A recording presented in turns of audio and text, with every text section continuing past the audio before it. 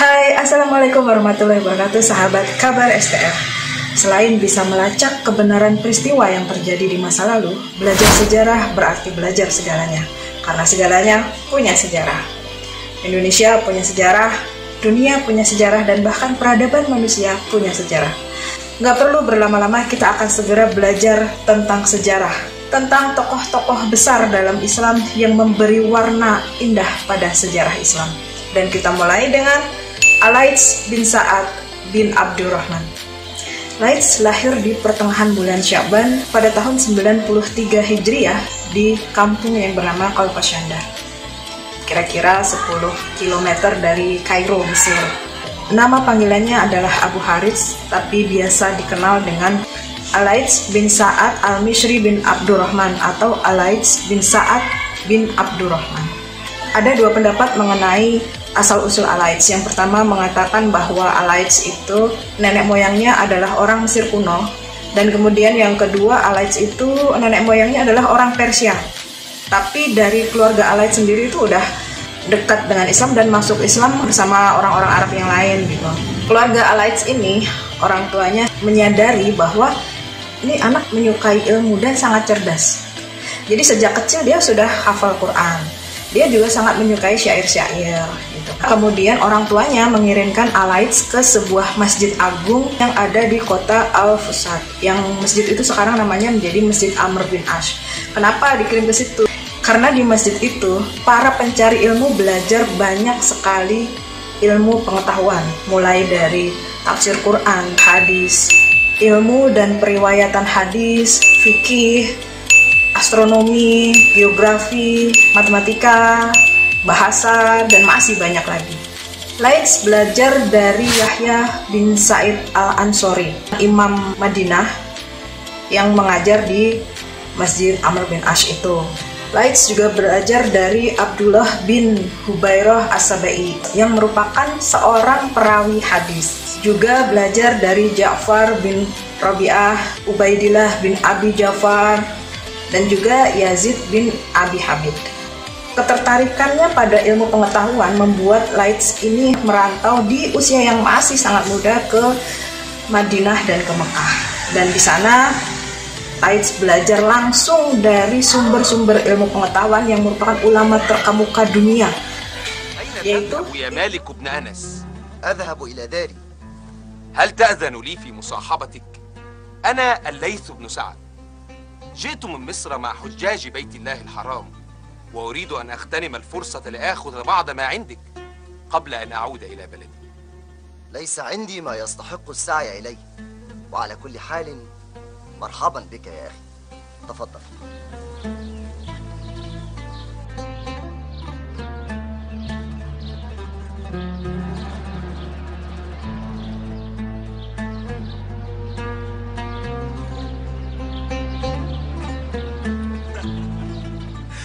نعم، أنا رجل من مصر ميسور الحال، ورثت عن أبي ضياعا واسعة تنتج خير الثمرات من زرع وفاكهة.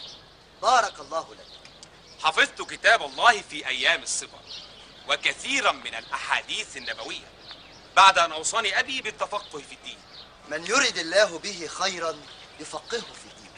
جلست إلى العلماء في مسجد الفسطاط واستمعت لهم، ورأيت أن أستزيد فجئت هنا إلى الحجاز، ورحلت إلى العراق أتعرف على علم أبي حنيفة النعمان، وذهبت إلى الشام أتبين فقه الأوزاعي.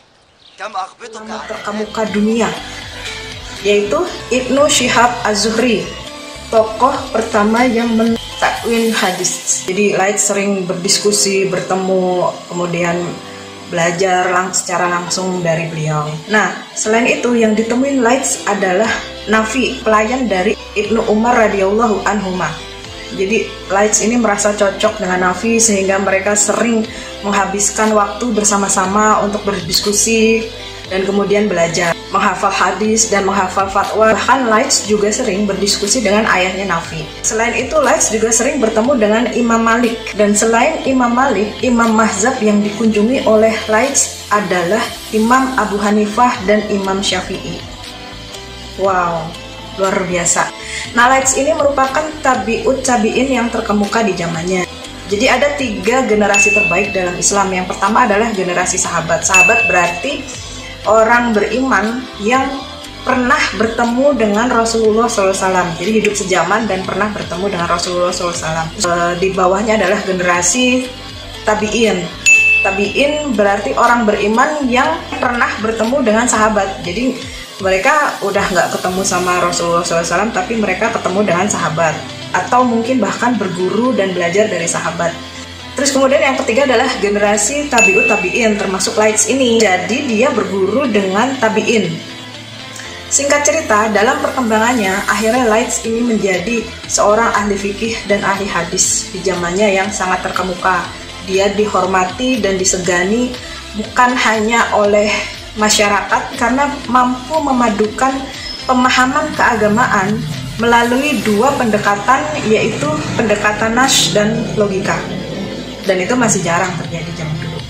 Yang lebih menarik lagi, ternyata selain merupakan ahli fikih, hadis, kemudian ahli bahasa, karena Al-Laitsmi menguasai banyak bahasa, bukan cuma bahasa Arab, bahasa Persia, tapi juga banyak bahasa. Cuman pas kita searching memang literasi tentang ini masih sangat sedikit. Selain itu semua, Lights ini seorang miliarder dengan penghasilan mencapai ratusan miliar rupiah yang tidak pernah membayar zakat. Wah, kok bisa?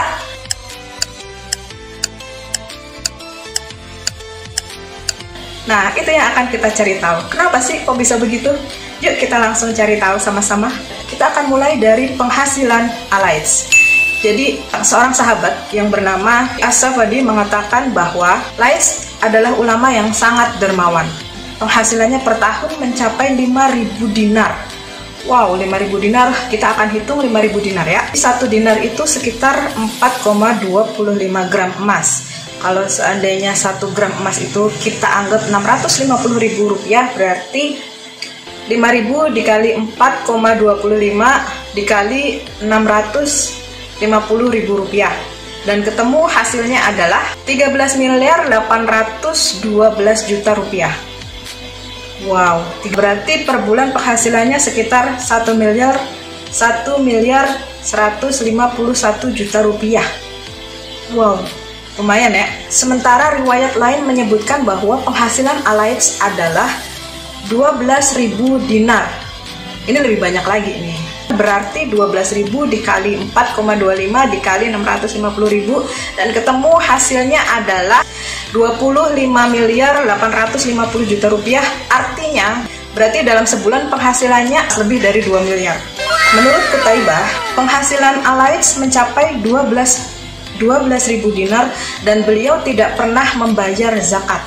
Sementara sahabat Laits yang bernama Muhammad bin Ramah mengatakan bahwa penghasilan Laits sesungguhnya dalam setahun adalah 80.000 dinar. Wow, ini yang paling tinggi nih, 80.000 dinar dikali 4,25 dikali 650.000 dan hasilnya adalah 186 miliar rupiah.